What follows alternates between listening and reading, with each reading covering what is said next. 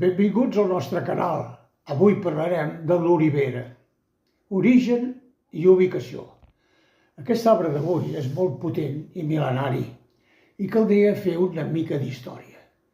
L'olivera va néixer al Líban, on encara avui es troba d'una manera silvestrada. D'aquí es va anar extenent per tota la Mediterrània i després del descobriment d'Amèrica es va exportar per tots els països del Sud-amèrica durant els segles XVI i XVII.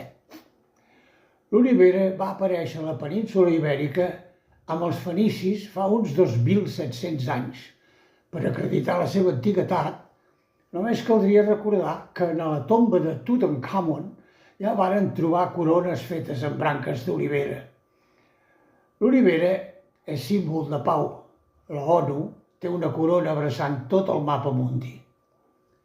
Els vencedors dels Jocs Olímpics, igual que les guerres que havien guanyat batalles, els coronaven amb una branca d'olivera. Un petit contrast. Els més grandons encara recordem la fredorada del febrer del 1956, on les oliveres, sobretot entre altres arbres i plantacions, van rebre les conseqüències de la gran gelada, perquè les temperatures sota zero van ser molt i molt baixes i constants durant gairebé tot el mes, aconseguint la mort de la majoria de les oliveres. El fred va ser tan intens que fins i tot l'aigua del mar es va arribar a congelar en alguns indrets del litoral, entre l'Empordà i el Rosselló.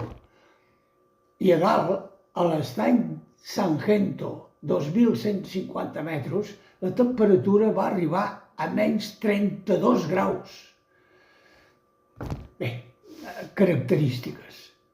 L'olivera pot arribar de 8 a 10 metres d'alçada i pot viure molts i molts anys.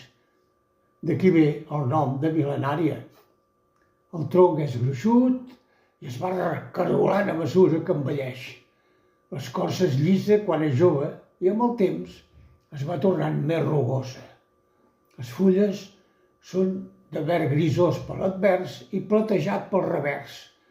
Floreix durant els mesos de maig i juny i les flors són petites, blanques i formen ramells. Viu en zones de secà, però és sensible al fred i les gelades, encara que registreix bé els estius secs i els terrenys calcaris.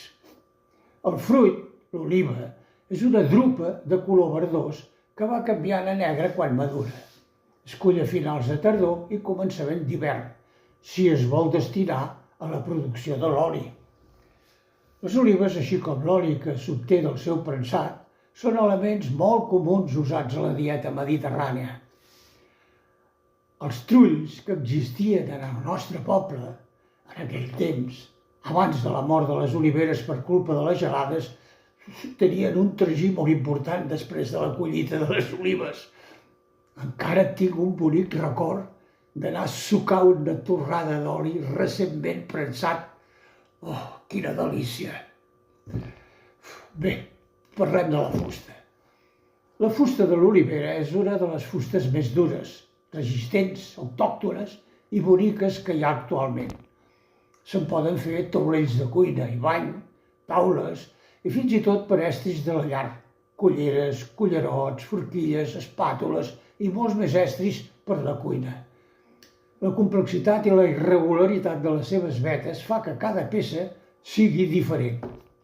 Els torners en fan verdaderes obres d'art, aprofitant el seu vetat, i sobretot es poden deixar les peces amb un acabat llis i brillant, natural, perquè permet polir i tenyir sense complicacions.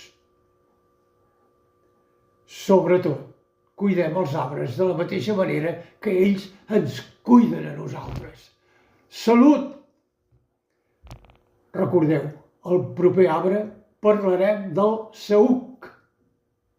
A reveure!